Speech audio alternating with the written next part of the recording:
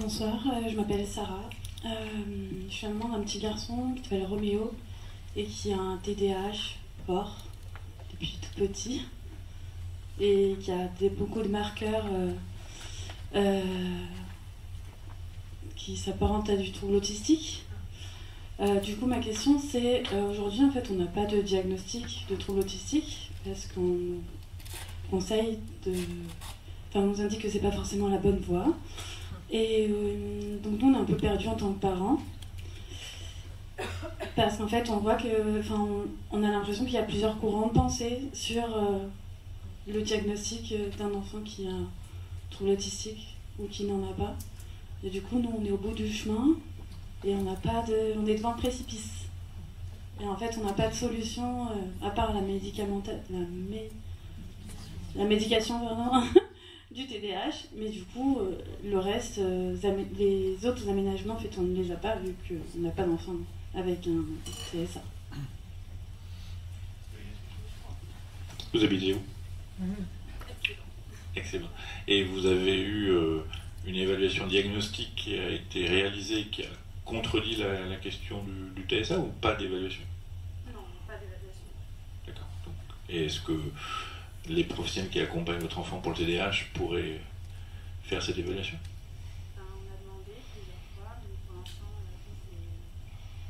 pour l'instant, en fait, on a demandé plusieurs fois et la personne qui nous suit depuis que Roméo est tout petit nous indique qu'en fait Roméo a un TND et qu'il n'y a pas besoin de chercher un TSA.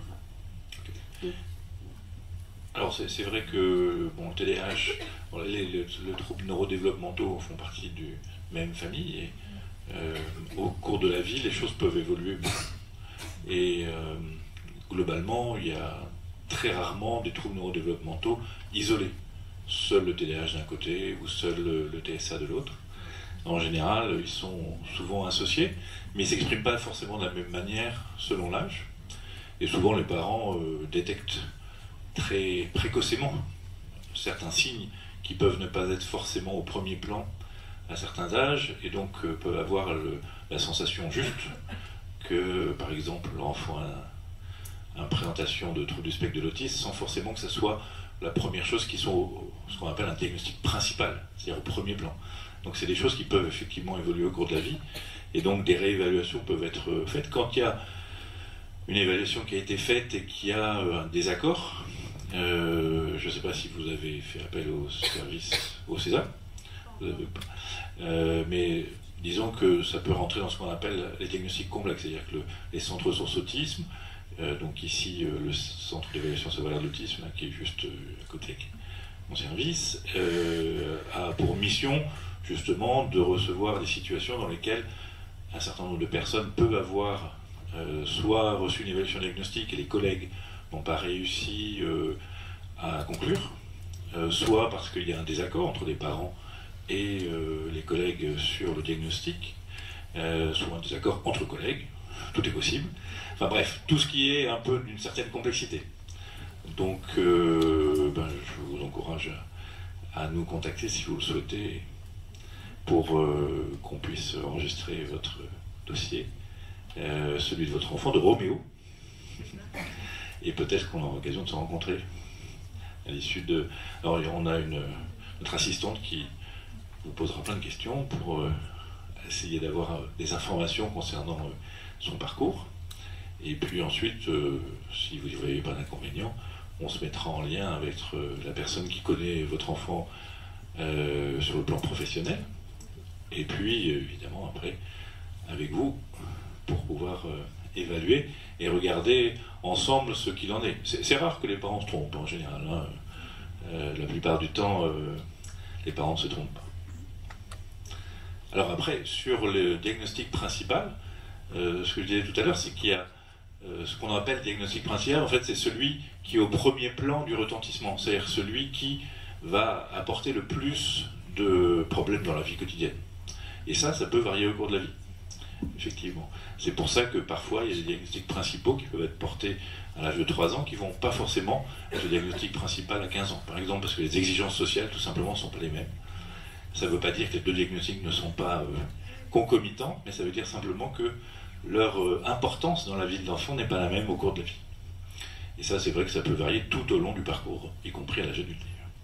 Ça varie aussi avec le traitement du TDAH, qui fait beaucoup plus ressortir les troubles.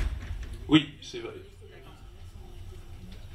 Oui, alors c'est vrai que parfois même, ça peut être, on le fait rarement, mais il arrive parfois qu'on soit nous-mêmes en difficulté pour arriver à déterminer la part des signes d'un côté ou de l'autre, surtout quand il y a un TDAH qui est très marqué, on va dire, qui est très H. Et donc dans ces cas-là, donc ça veut dire très hyperactif, quand ça bouge beaucoup, quoi. Et donc quand l'enfant bouge beaucoup, c'est vrai que c'est pas forcément évident d'avoir une idée de réellement comment ça serait s'il bougeait moins. Alors en même temps, on s'en fiche un peu, puisqu'il bouge beaucoup, c'est un fait, donc il faut le prendre dans sa globalité. Mais c'est vrai que parfois, il arrive que ça soit plus simple et qu'on se dise, ben, s'il n'est pas encore sous méthylphénidate, sous Ritaline, ou autre molécule du même genre, eh bien, voyons-le dans 6 mois et réévaluons-le sous traitement. Parfois, des signes apparaissent qui n'existaient pas auparavant. C'est pas qu'ils n'existaient pas, mais ils étaient masqués, en fait, par l'agitation ou l'impulsivité de l'enfant. Est-ce qu'il y a d'autres questions? Oui. Il y a une demande qui vient de quelqu'un qui dit que la méthode Tomatis peut apporter une aide formidable. Donc voilà, visiblement, si vous voulez en dire 2 mots. C'est une méthode un peu particulière, je ne peux pas trop en parler parce que je ne la maîtrise pas. Mais par contre, vous pouvez vous rendre sur Internet et regarder ce que c'est que la méthode Tomatis. En fait, c'est un casque avec des sonorités pour aider, je ne sais plus exactement à quoi ça sert, mais peut-être pour calmer les enfants, pour agir sur leur... Enfin, je ne sais plus exactement, mais allez voir, oui, si ça vous intéresse. Mais voilà, c'est vraiment un traitement par le son, en fait. Voilà, c'est ça qu'il faut connaître. Bonjour. Donc moi j'ai 3 enfants, j'en ai 2 qui ont une dyslexie très sévère et un qui rentre pas dans les cases. Donc on se demande multidys, pas multidys, il a 16 ans et aujourd'hui la question du TSA se pose. Donc ce qui est pour nous un peu compliqué et tardif parce qu'en première ça commence à être compliqué. Donc pas de diagnostic avec des difficultés relationnelles. Donc on envisage de voir comment on peut faire. La question se pose aussi par rapport au milieu scolaire. Est-ce qu'il faut en informer, pas en informer? Comment tout ça est-il perçu? Parce que ça devient complexe. On est un peu perdu par rapport à tout ça. Et est-ce qu'il faut vraiment aller jusqu'au bout de ce diagnostic, sachant que ces jeunes sont quand même souvent en rééducation et ça fait du plus. Voilà.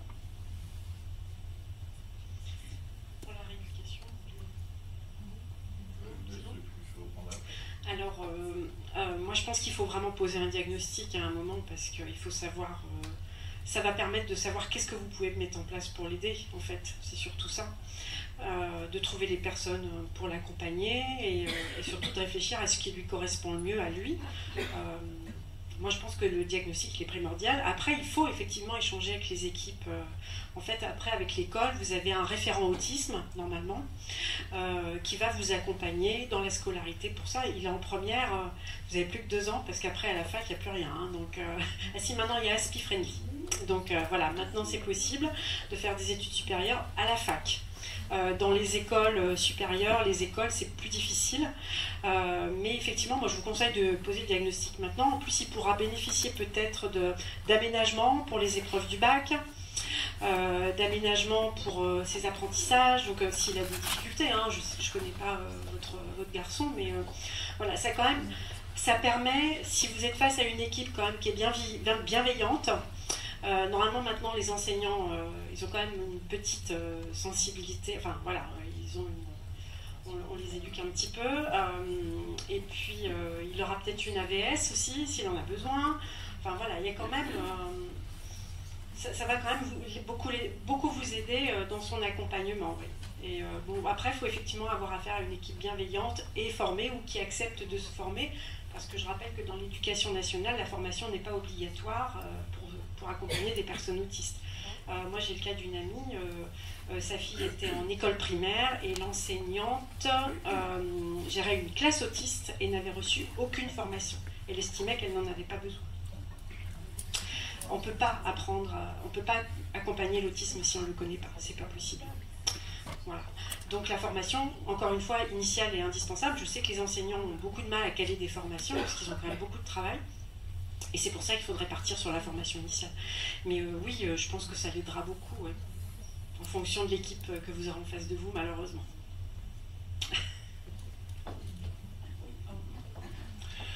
Donc aujourd'hui, dans une stratégie post-diagnostic, la première chose, c'est la psychoéducation. La psychoéducation, c'est en gros en savoir plus sur qu'est-ce qu'on entend par le terme autisme, qu'est-ce que ça veut dire pour soi, qu'est-ce que ça veut dire pour soi comme parent, qu'est-ce que ça veut dire pour soi comme personne. Et c'est vraiment le point clé.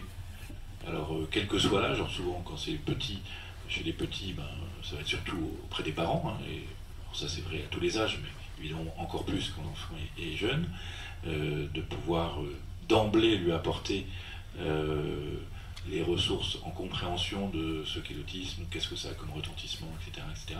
Toutes les ressources qui ont été présentées de manière très documentée, je dirais, parce que même moi j'ai appris des trucs, donc ça m'a intéressé. Ça c'est vraiment le cœur du truc. Et ce qui est très important maintenant, c'est de faire la psychoéducation dès le plus jeune âge. Alors, évidemment, il faut que l'enfant ait déjà grandi un peu, mais en particulier à l'adolescence, c'est des choses qui se mettent en place. Psychologues de notre service qui mettent en place des groupes ou des prises en charge individuelles vraiment axées sur la psychoéducation. Donc là, il ne s'agit évidemment pas de dire que la personne porte en soi quelque chose qui est mauvais, mais que cette diversité, comme vous le disiez, elle porte en elle toute une série de caractéristiques qui font que le fonctionnement de la personne va être peut-être un peu différent, parfois, un peu pareil, parfois aussi, comme on le disait très justement, et simplement comment faire avec, quoi. Comment faire avec ce que l'on est soi-même. Alors c'est la question de tous les êtres humains, hein, de comment on fait avec soi. Mais c'est vrai que quand on n'est pas dans la majorité, quand on est un peu plus dans une atypicité, disons que les outils de connaissance de soi sont moins à disposition. Ce qui fait la différence, fondamentalement, c'est ça. Si on appartient à un groupe, entre guillemets, minoritaire, on n'a pas forcément tout le corpus de connaissances qui nous permettrait de mieux se connaître. Donc ce qu'on apporte par la psychoéducation, c'est ça, et c'est la première chose qu'on peut espérer d'un diagnostic. Plus encore que des soins, entre guillemets, la psychoéducation, c'est pas forcément un soin au sens propre du terme, c'est une manière de pouvoir se développer avec une connaissance de soi qui permet de faire face aux difficultés ou aux facilités de la vie quotidienne. Donc c'est vraiment un impact positif à tous les âges. Il n'y a pas d'âge, on fait de la psychoéducation, une éducation dite thérapeutique, également chez une personne qui va faire un diagnostic à 40 ans ou à 50 ans. Et c'est quelque chose qui apporte à tous les âges, mais encore particulièrement à l'âge de votre fils, puisque à 15-16 ans, c'est une période assez charnière, et on commence à avoir vraiment ces capacités à pouvoir avoir un regard porté sur soi et à se comprendre soi-même. Donc c'est un âge qui est très productif pour pouvoir s'aider soi-même. Et ça peut, je dirais, avoir l'avantage aussi de ne pas être... Parce que la psychoéducation, c'est pas quelque chose qu'on va faire pendant des années, hein, c'est des séances qui peuvent se dérouler sur 5 séances, 6 séances, 7 séances, c'est pas quelque chose de trop chronophage. Et c'est vrai que le caractère chronophage des rééducations, parfois, surtout à l'adolescence, peut commencer à être un peu saoulant pour les jeunes que l'on accompagne, et on les comprend assez facilement quand même, hein. Ça peut être saoulant aussi pour les parents qui accompagnent les jeunes en rééducation, enfin bref, c'est un peu saoulant pour tout le monde, surtout quand on sait que ce qui compte le plus à long terme, c'est justement la connaissance de soi et l'accompagnement parental. C'est ça qui compte le plus encore que toute la rééducation du monde. Donc parfois, effectivement, il peut arriver qu'on soit amené à lâcher un peu sur la rééducation parce que ça commence à devenir trop lourd pour la personne, mais la meilleure connaissance de soi par la psychoéducation peut être un outil extrêmement moins chronophage, mais aussi bien porteur pour l'avenir. Et on peut le faire à plusieurs reprises dans sa vie. Évidemment, on n'est pas obligé de le faire en une seule fois. Oui.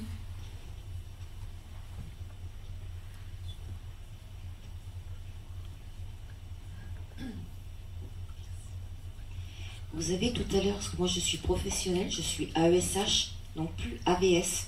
Ce sont les AESH maintenant, non mais il n'y a pas de souci. Moi j'avais une question justement par rapport au positionnement, parce que nous on est lancé dans le métier avec aucune formation, quel que soit l'handicap de l'enfant. Donc pour certains d'entre nous, nous avons de la chance d'avoir quelques formations qui nous sont ouvertes. J'ai eu la chance aussi de participer en binôme avec mon directeur d'école et instituteur à une formation sur l'autisme, parce que nous avions un enfant à caractère autistique dans notre classe. Et donc nous avons cette chance-là.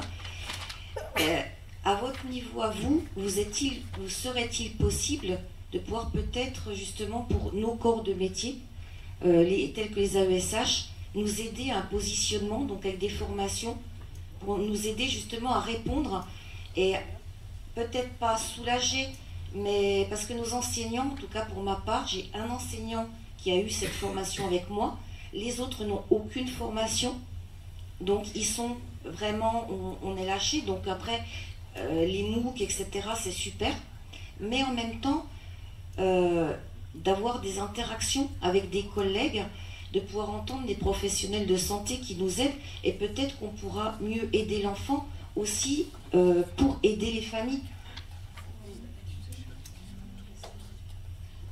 Alors, je suppose que vous êtes en Savoie, puisque vous êtes là. Alors, c'est vrai que le DAZEN a réagi très fort à cette proposition de formation, et je sais qu'en réunion, quand j'ai parlé de notre projet, d'ailleurs, notre projet de Neurodiversité Savoie et mon engagement personnel, il est autour de l'enseignement. Moi, je suis une prof en retraite, mais je suis une prof quand même, et je vois mes collègues. Et j'ai des échanges avec mes collègues, je sais à quel point elles sont déroutées. Et le sentiment d'incompétence dont tu parlais tout à l'heure, qu'éprouvent les parents, mes collègues en sont submergés pour la plupart. Donc là, il y a deux façons de réagir. Soit on s'y met, on rame, on cherche, d'où le coup de téléphone de ma collègue avec ses deux petits autistes dans sa classe de seconde et de terminale la veille de la rentrée, qui me téléphone en me disant écoute, qu'est-ce que je fais, comment je peux faire, etc. etc. Donc vous voyez, soit vous avez des gens qui rentrent en lutte et puis qui essaient de trouver des solutions, soit vous avez des gens qui décident de ne pas voir parce que ça les submerge. Donc l'école inclusive, c'est un vrai sujet de société. Quand on regarde quand l'école inclusive a été mise en place en Italie, c'est 1977. Donc forcément, et le métier, l'équivalent d'AESH, ce sont ce qu'on appelle des enseignants de soutien en Italie.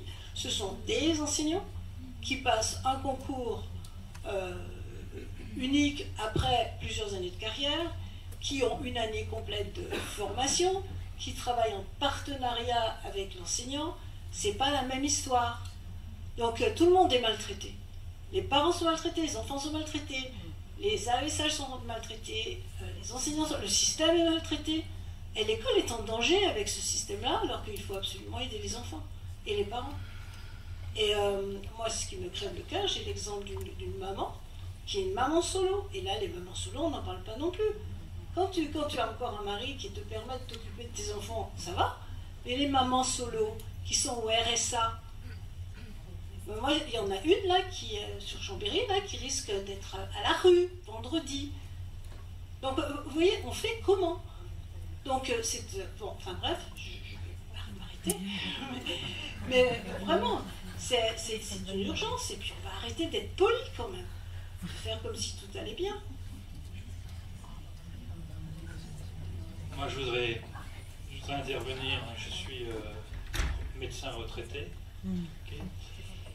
Et je ne connais absolument pas ce sujet, donc j'ai travaillé, j'écoute, etc.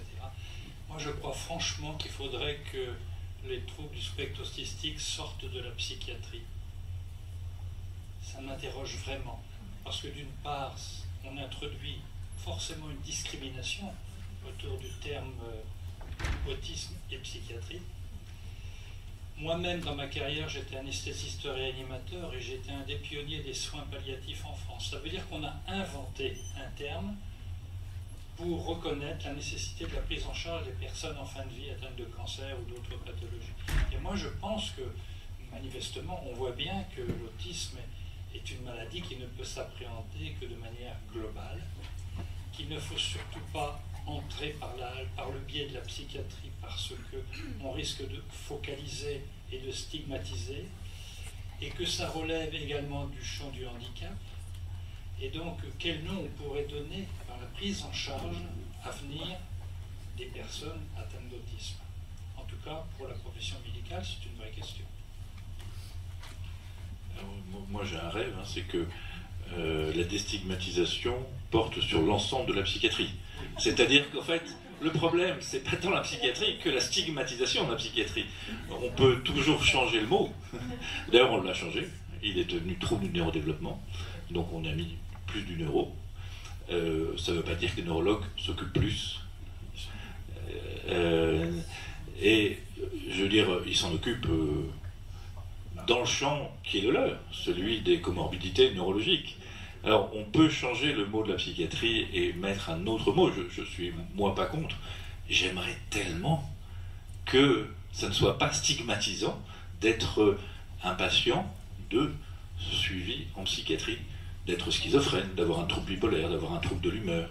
C'est sûr que le combat des familles dans le champ de l'autisme a été absolument extraordinaire et a déstigmatisé l'autisme. Enfin, ça fait moi à peu près 40 ans que je suis dans les hôpitaux et 30 ans que je m'occupe d'autisme, et donc j'ai pu vivre ça aux côtés des personnes autistes et à côté de leurs familles surtout, qui évidemment ont été chefs de file de l'affaire et qui ont réussi d'ailleurs à sortir l'autisme de la psychiatrie d'un certain point de vue, parce que à cette époque-là il n'y avait pas le choix, parce que la psychiatrie des années 90, il fallait absolument en sortir. Aujourd'hui, beaucoup de familles avec lesquelles on travaille dans les associations disent à quel point ils comptent aussi sur nous. Parce que l'autisme, bien sûr qu'on veut le sortir de la psychiatrie, mais la vie est difficile. Et que quand la vie est difficile, on a besoin aussi d'être accompagné, de ne pas se sentir seul. Et les psychiatres font partie des gens qui peuvent accompagner. Alors quand je dis psychiatres, les équipes de psychiatrie, c'est pas que les psychiatres, évidemment, c'est les psychologues, les éducateurs, les infirmiers, etc. Voilà, donc moi, mon rêve, c'est que ce combat que les personnes autistes et les familles, surtout de personnes autistes, ont gagné sur la déstigmatisation, le combat de l'UNAFAM, le combat des associations de personnes qui ont une schizophrénie ou un trouble bipolaire, soit un jour gagné, et qu'on ne trouve plus ça stigmatisant d'être suivi par des psychiatres ou d'être atteint de maladie mentale, entre guillemets, ce qui est évidemment, historiquement, on pourrait y passer des heures, et ça va parler pourquoi. Historiquement, c'est tellement stigmatisant. Je ne pense pas que je le verrai de mon vivant, malheureusement, je dois le dire. Mais j'espère que les collègues plus jeunes avec lesquels je travaille le verront, cette déstigmatisation, parce que les familles et les personnes concernées méritent. Après, du coup, une mini-intervention pour entendre. Donc moi-même, j'ai enseigné longtemps avant. Je me suis occupée aussi de la stratégie nationale autisme au sein des TND en Ile-de-France, pour avoir côtoyé toutes sortes de professionnels et de corporations, parce que je pense que c'est un terme qui a du sens encore aujourd'hui, le terme de corporation. Ce qui est certain, c'est que, je rebondis sur l'exemple de votre jeune ado de 16 ans, c'est que souvent on voit que la scolarisation, c'est pour ça que c'est intéressant qu'il y ait une conférence par la suite qui vraiment se focalise dessus, la scolarisation met en exergue, c'est-à-dire exacerbe, met en évidence donc toute situation de vie sociale qui d'un coup fait exploser la personne, le jeune, ou en tout cas met en évidence des difficultés à être et à fonctionner comme il fonctionne. Ça signifie aussi que dans le droit commun, toutes les personnes qui travaillent avec de la matière humaine n'ont pas été formées, et c'est pour ça que les formations initiales sont si importantes, n'ont pas été dotées d'outils pour interagir avec cette diversité et cette neuroatypie. Et je pense que, étant donné l'explosion de la prévalence et ce qu'on nous annonce en termes de nombre de naissances voilà, par an, il est urgent de s'emparer de la formation des juristes, des magistrats, des avocats, bien sûr des libéraux, tous les professionnels de la toute petite enfance, pas seulement pour apprendre à repérer, parce que ça, j'allais dire, pour le coup, dans notre culture, ça commence à entrer, le livret de santé, on a vu le carnet de santé, donc le repérage, l'activation des PCO, il y a quand même de bons signaux qui sont envoyés en termes de détection, d'intervention précoce, de diagnostic précoce. Mais la question c'est, ok, on a le diagnostic, et après? Et du coup, quand dans la vie, quand mon enfant fait du sport, quand mon enfant va en activité théâtre, quand il va à un anniversaire, etc., il y a des situations qui deviennent explosives ou qui font dégénérer aussi la qualité de vie de la personne parce que son environnement n'a pas compris comment cette personne et accepter que cette personne puisse fonctionner différemment et du coup modifie, parce qu'on le sait, c'est la modification de l'environnement, Nathalie l'a bien montré, hein, la gestion du temps, de l'espace, des habitudes, des rituels, etc. C'est dans la manière dont on va appréhender collectivement l'environnement qu'on va le rendre supportable pour toutes les personnes différentes. Donc les formations initiales, elles sont cruciales.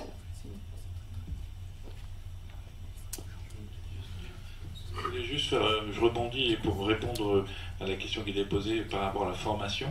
J'ai participé à l'écriture du cahier des charges de ce qu'on appelle les dispositifs d'autorégulation. Alors je vous encourage à aller regarder ce que c'est sur les différentes ressources qui vous ont été données. Vous tapez dispositif d'autorégulation sur Internet, sur votre moteur de recherche. C'est un peu l'école idéale. Alors dans l'école idéale, il n'y a pas que les AESH et les enseignants qui sont formés.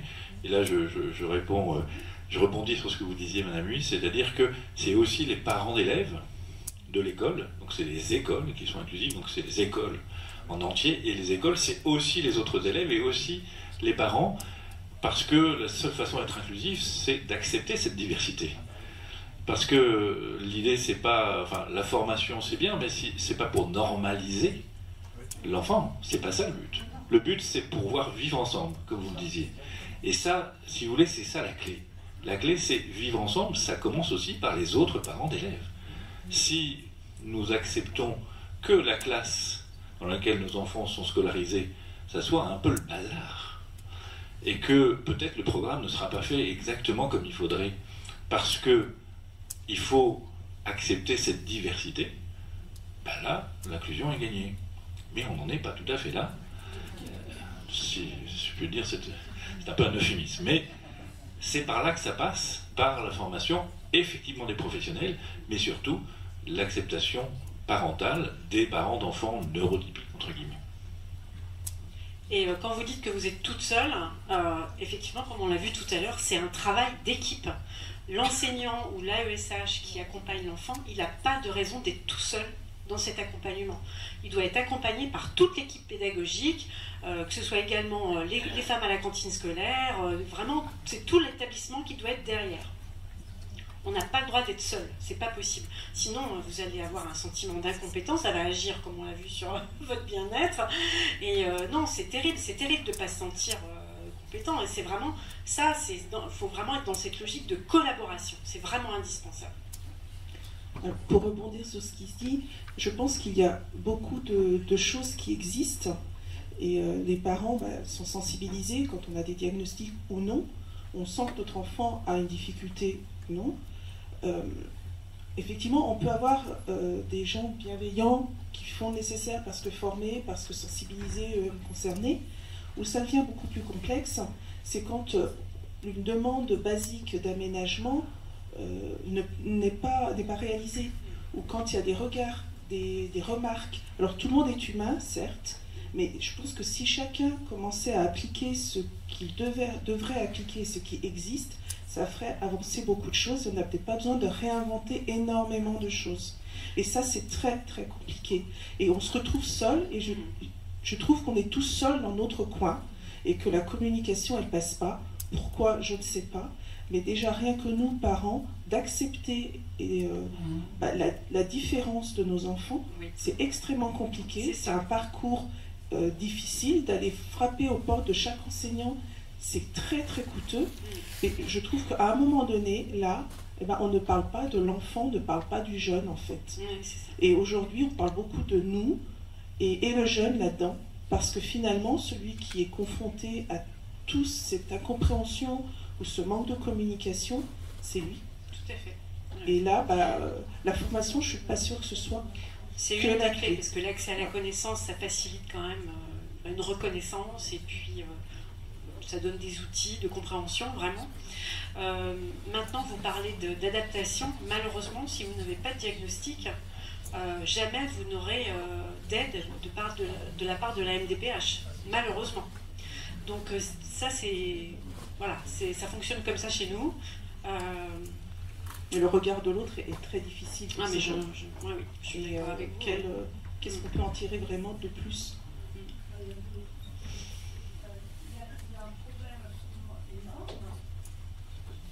Il y a un problème absolument énorme en France, c'est que, peut-être plus que dans d'autres sociétés, c'est qu'on vise toujours l'excellence. On doit toujours, si on n'a pas appris à lire avant Noël en France, on va avoir des problèmes de réussite scolaire. Enfin, on impose aux gamins un rythme de réussite qui est effroyable. Et c'est pas les profs, hein. Enfin, pas tous, on n'est pas tous pareils sur le sujet, mais moi j'ai dit à de nombreuses reprises à des parents qui baissent le niveau. Moi, madame, il faut qu'il ait absolument 17 en anglais. Je lui ai dit qu'il fallait qu'il ait une moyenne de 15 en maths, ou que ça allait. Mais non. Et on est quand même tous un petit peu, enfin tous, peut-être pas les gens dans cette salle, mais quand même, c'est un peu la façon de faire à la française.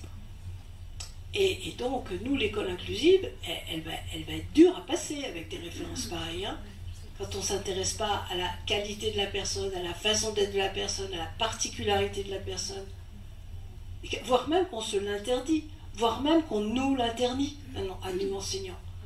On nous l'interdit, ça. Alors voilà. Donc, c'est un vrai travail de société. Et c'est pour ça que l'autisme m'interpelle beaucoup. Parce que c'est une véritable révolution sociétale que ce regard sur l'autre, quel que soit l'autre d'ailleurs, hein, quel que soit l'autre avec ou sans autisme, parce que si on regarde bien nos références, il y a toujours un truc qui ne va pas chez l'autre, hein, qui n'est pas assez bien, qui n'est pas assez réussi, sur lequel il devrait avancer. Donc oui, c'est un beau sujet, mais on espère bien être encore vivant quand on verra les choses évoluer. Oui, bonjour. Moi, j'ai une question. Alors, moi, j'ai la double casquette. Hein. Je suis maman d'un jeune de 24 ans qui est en cours de diagnostic. Ma première question est pour le professeur Cabrol. Donc, début novembre, on a déposé un dossier pour faire le diagnostic. Donc, il a 24 ans, il est majeur. Donc, j'ai cette fenêtre qui s'est ouverte parce qu'il accepte de faire le diagnostic. Et je trouve les délais un petit peu longs. Donc c'est ma première question. Je savais que j'allais me faire engueuler à un moment. Donc avec Jean, on attend des nouvelles, j'apporte des éléments au dossier, je vais régulièrement voir. On m'a dit qu'il faut absolument qu'il consulte un psychiatre. Donc on a rencontré 2 psychiatres et chacun des psychiatres qu'on a rencontrés, nous ne sommes pas compétents. Donc 20 minutes, 55 €, nous ne sommes pas compétents. Donc on n'avance pas et on a vraiment besoin d'aide. Voilà. Ça, c'est ma première question. Ma deuxième question, je soutiens le corps enseignant parce qu'en même temps, je suis prof. On a très peu de formation, on apprend sur le tas et on apprend de nos pairs, de nos collègues. Oui, tu fais comment? Il faut faire comme ça, ne regarde pas dans les yeux, etc., etc. Et donc on apprend vraiment sur le tas. Ça fait 37 ans que je suis prof, j'ai jamais eu de formation et j'apprends sur le tas. Donc je soutiens le corps enseignant, donc on ne peut pas mettre tout sur le dos des profs non plus. Hein, donc voilà, je tenais à le signaler. Voilà. Merci à vous pour vos réponses. Donc pour la première question... C'était pas une engueulade, hein, professeur Cabrol. Hein. Non, je plaisante, mais c'est tout à fait normal. Je veux dire, au début, l'avant-dernière stratégie, il avait été... mesuré quel était le temps d'attente moyen dans un centre ressources autisme, il était d'à peu près 465 jours. Oui. Et certaines personnes, je me rappelle de certaines familles qui avaient fait des petites enquêtes et qui les avaient publiées sur des posts où ils appelaient, on leur disait c'est dans 3 ans et demi à peu près, pour des enfants. Je ne parle même pas d'adultes, je parle d'enfants. Donc, oui, c'est inacceptable. Donc il y a eu beaucoup d'efforts de fait, je ne vais pas faire tout le détail de tout ce qui a été fait depuis 3 ans pour diminuer les délais. Ici, en Savoie, je dirais qu'on est autour entre 6 mois et 1 an de délai, ce qui est déjà beaucoup. On a 3 mois de passé, donc. Voilà. On essaie de modifier, on va dire, toute une série de... Si vous voulez, si on suit les protocoles initiaux, on est à 4 ans d'attente. Donc on est obligé de modifier les protocoles, de modifier les façons de traiter les différentes situations selon le caractère typique ou atypique de la situation et selon l'urgence. Et c'est vrai que on a parfois des délais qui peuvent être très courts et parfois des délais qui peuvent être beaucoup plus longs. Juste pour vous donner un état du rattrapage.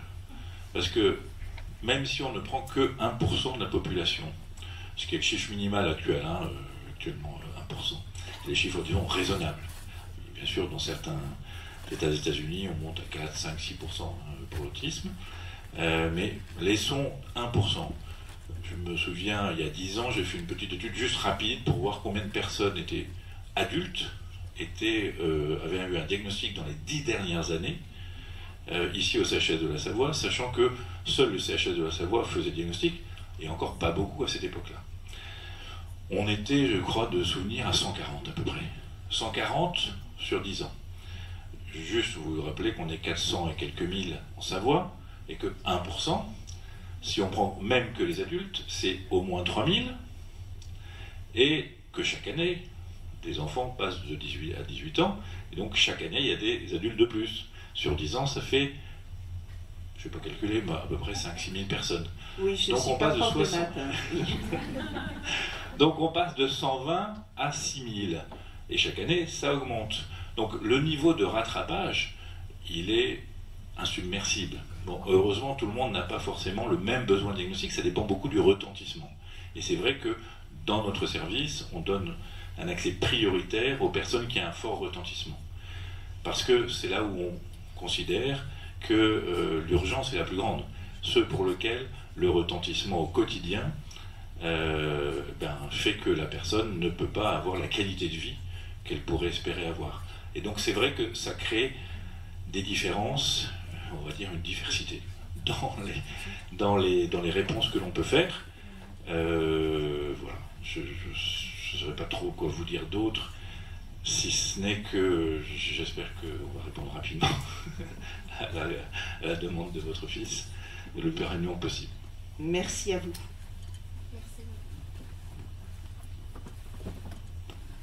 Bonsoir, moi j'aurais une question en fait sur l'entrée dans le monde du travail pour les personnes autistes. J'ai un enfant qui a 19 ans, qui jusqu'à la terminale a pu avoir un parcours assez linéaire parce qu'il y avait un cadre. Là ça fait 1 an et demi qu'il est en faculté et du coup il est vraiment perdu. Donc il a décidé d'arrêter. Donc il est allé chez les Restos du Cœur, donc il aide en fait depuis quelques mois, ça lui plaît. Donc il veut s'embarquer sur de la logistique, mais j'aimerais savoir vos conseils.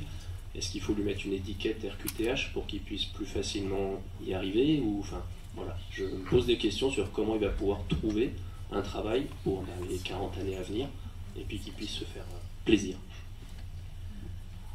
Je vais laisser peut-être le docteur Cabrol répondre aussi, mais moi ce que je peux dire pour connaître pas mal de jeunes adultes qui sont justement sur une tranche d'âge dont je pense qu'on pourra être d'accord pour dire bon, il y a l'adolescence qui peut s'avérer, qui peut exacerber voilà, certains on va dire, symptômes entre guillemets, et puis il y a le passage du grand ado, exactement grand ado, jeune adulte, et c'est vrai que pour connaître pas mal de personnes et de jeunes hommes, puisque pour le coup on diagnostique le fait est plus d'hommes que de femmes,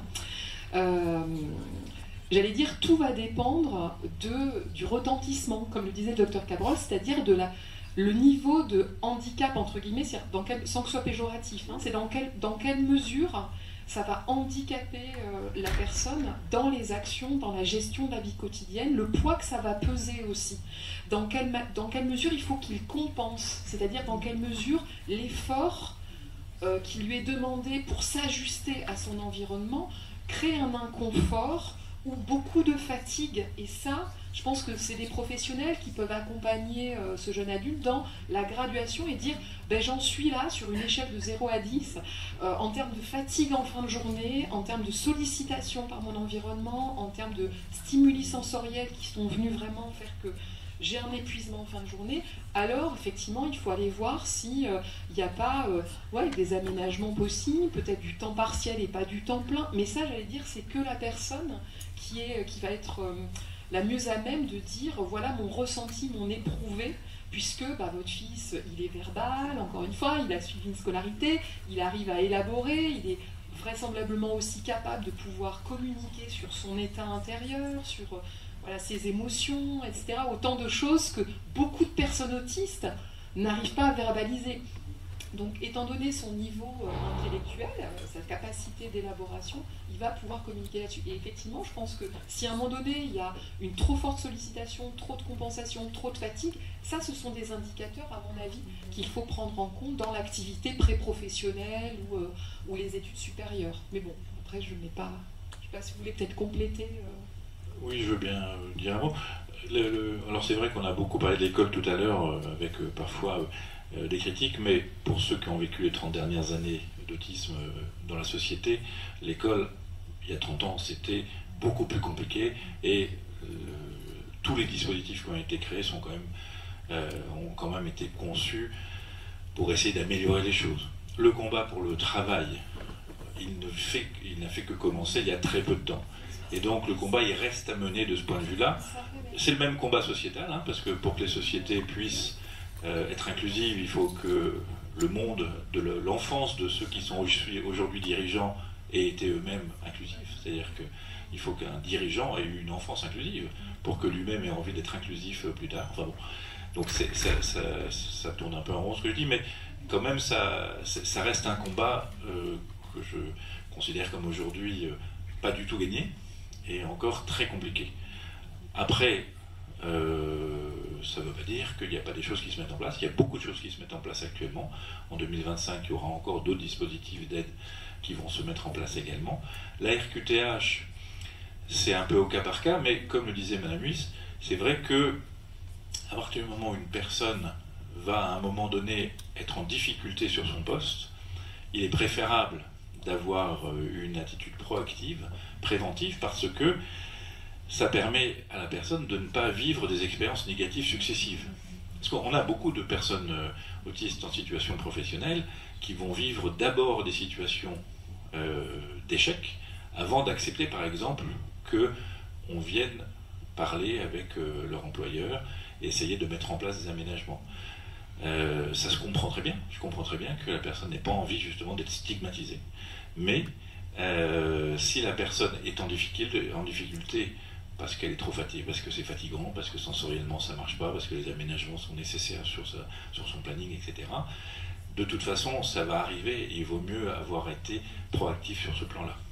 Logistique, très bien.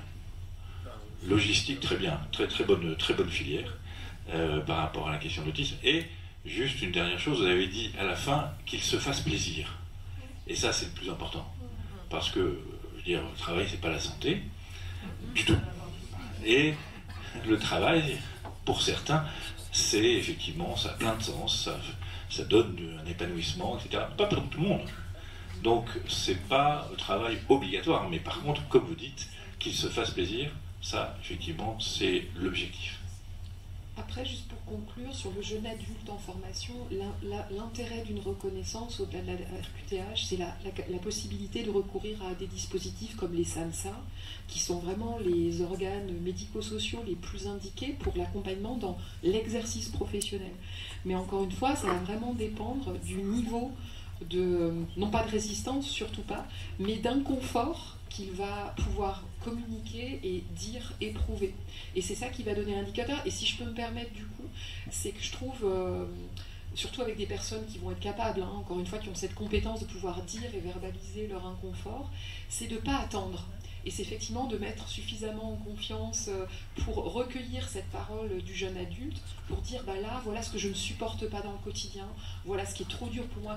Et plus il va pouvoir exprimer cet inconfort, plus ça va vous permettre de repérer à partir du moment, à quel moment on a besoin d'aide, pas parce qu'on est défaillant, mais parce que juste il faut qu'on puisse penser les aménagements, et ça permet de rebondir sur la nécessité aussi d'accompagner les employeurs, et les SAMSA aujourd'hui accompagnent aussi les employeurs, c'est-à-dire pas seulement les personnes, mais aussi l'employeur pour dire voilà ce qui est possible, parce qu'il y a plein de choses qui sont tout à fait possibles dans le quotidien sur le terrain de travail de la personne. Simplement il faut sensibiliser aussi les employeurs pour dire voilà, il faut un aménagement. SAMSA, c'est quoi? Alors c'est un service d'accompagnement médico-social pour les personnes adultes en situation de handicap. Et il y a des SAMSA, TSA. Alors en Savoie, je ne pense pas qu'on ait de SAMSA, TSA, mais il y a des SAMSA qui sont vraiment spécialisés dans les TSA. Mais voilà, ça peut être une solution, et c'est un accompagnement, c'est du sur-mesure, hein, c'est-à-dire c'est en fonction du besoin, c'est voilà, X heures, mais il faut une notification MDPH, et là c'est un chemin qui peut être employé aussi. Et ensuite, le SAMSA se retire quand la personne n'en a plus besoin. C'est une possibilité aussi. En Savoie, il y a deux SAMSA TSA. Il y a deux SAMSA TSA. Voilà. Un pour, on va dire, les vallées, et un pour les villes. Ouais. Qui portait, vous pouvez me dire, le SAMSA, ça inspire. Ouais, bah oui. Voilà. Dans le service. Et l'autre le SAMSA des vallées. D'accord. Je crois que c'est son nom, je ne sais plus. Ouais. En vallée, pardon. Ouais. SAMSA en vallée, qui se trouve sur Albertville. Voilà. Et donc il y a aussi un dispositif emploi accompagné, qui est porté par l'association Espoir 73, et l'équipe mobile autisme 73, les mains 73, qui est un dispositif qui n'est pas médico-social, mais qui apporte, on va dire, de manière complémentaire un service du même genre. C'est là qu'il y a l'intérêt de demander une évaluation pour avoir accès à des droits, et ces droits, c'est notamment ce type d'accompagnement. Mais c'est vrai que toute la question, c'est de savoir à partir de quel moment on recourt à ces dispositifs, et ça, c'est la personne qui est le mieux placée pour le dire, en fait. Est-ce qu'il y a un endroit où on peut trouver justement l'adresse de ces dispositifs? On peut les retrouver sur le site de la MDPH, on peut les retrouver sur le site du CHS de la Savoie. On peut les retrouver où sinon? Vous pouvez aussi sur Vers qui orienté. Au moins là. Vers qui orienté, si vous tapez sur internet Vers qui orienté, c'est une plateforme, pour l'instant c'est ce qu'on a de mieux en Savoie, on veut dire, en attendant d'avoir un super portail Ma Santé Mentale en Savoie, ça c'est un doux rêve, mais en tout cas Vers qui orienté, vous avez une sorte de répertoire qui recense pour la Savoie exclusivement, c'est porté par Respect 73, et qui va vous dire, va vous demander ce que vous cherchez, et vous allez pouvoir trouver directement toutes les coordonnées, vous avez des fiches vraiment très détaillées, c'est un très très bon site Vers qui orienté. Et puis effectivement le site du CHS qui est très bien fait sur toutes les ressources autour de l'autisme, notamment équipe mobile, etc. Je vois qu'il est, je veux pas 21h, peut-être ça va, une dernière question, peut-être une remarque. Moi j'avais une question. Hier on a fait l'ESS annuel de notre fils du coup pour l'entrée en 6e dans un an et demi, parce qu'il est en CM1 aujourd'hui, et du coup en fait on nous a proposé une classe Ulysse, mais avec un Ulysse, mais aujourd'hui en fait en Savoie il n'y a pas d'Ulysse pour un petit garçon qui a vu le comportement qu'il a. Donc on nous a dit on va demander une classe Ulysse, mais la MDPH va refuser parce qu'aujourd'hui il y a des classes Ulysse ouvertes sur Grésy notamment pour des enfants avec des troubles cognitifs, ce qui n'est pas notre cas. Et après on nous a dit faut aller regarder ailleurs, mais où, c'est ça aussi qui est difficile. Après cette question sera peut-être abordée lors de la séance sur la scolarisation. Merci. Les dispositifs Ulysse peuvent être utilisés vraiment à la carte. On a eu, par exemple, sur l'Ulysse de Grésy, du collège de Grésy, des enfants qui peuvent en avoir, enfin des jeunes, puisqu'ils sont au collège un peu plus qu'enfants, bon, bref, qui ont pu en bénéficier, certains une demi-journée par semaine, qui étaient sans troubles cognitifs, qui je travaille aujourd'hui, et qui ont pu être scolarisés par exemple en classe ordinaire avec des aménagements, avec des adaptations, parfois avec une AESH individuelle, et simplement une demi-journée d'Ulysse, et entre une demi-journée et un mi-temps, ou plus encore en Ulysse, tout est possible. Donc un dispositif Ulysse, c'est pas une classe dans laquelle on était forcément amené à devoir rester toute la journée. On a de nombreux enfants avec autisme, des jeunes qui vont être scolarisés, mais simplement on soutient sur Ulysse dans des moments où ils ont besoin par exemple d'une individualisation pédagogique qui ne pourrait pas être apportée par la classe de leur âge, la classe ordinaire de leur âge. Donc moi je suis pas sûr, enfin je connais pas encore Roméo, mais peut-être que ça discute à voir.